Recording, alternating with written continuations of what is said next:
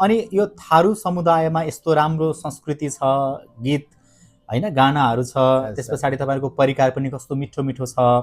यो सबै कुरा चाहिँ पर्यटकहरूलाई देखाउन पाउँदाखेरि उहाँहरूले ताली बजाएको, खुसी भएको देख्दा चाहिँ कस्तो लाग्छ नि तपाईँलाई? धेरै राम्रो लाग्छ सर, मनदेखि नै तपाईँको धेरै रमाइलो लाग्छ सर। अनि तपाईँहरूलाई आम्दानी पनि केही भएको छ? आम्दानी खास तपाईँको त अब यो पार्ट टाइम हो सर। अब के गर्नु, पार्ट टाइम 10 बजेसम्म निन्द्रा आउँदैन, आफ्नो कला पनि देखाउन पायो सर।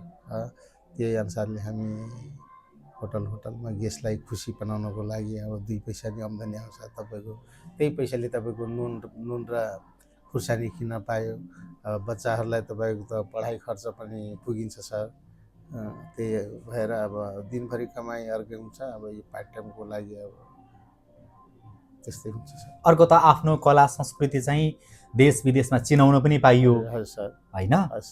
अनि आम्दानीको हिसाबले चाहिँ तपाईँहरूले एउटा होटलमा गएर आधी घण्टा यो थारू डान्स तपाईँहरूको नाच देखाउनु भयो भने कति पैसा लिनुहुन्छ? त्यो सर मलाई थाहा हुँदैन, यो चाहिँ तपाईँको टिम लिडरलाई थाहा हुन्छ।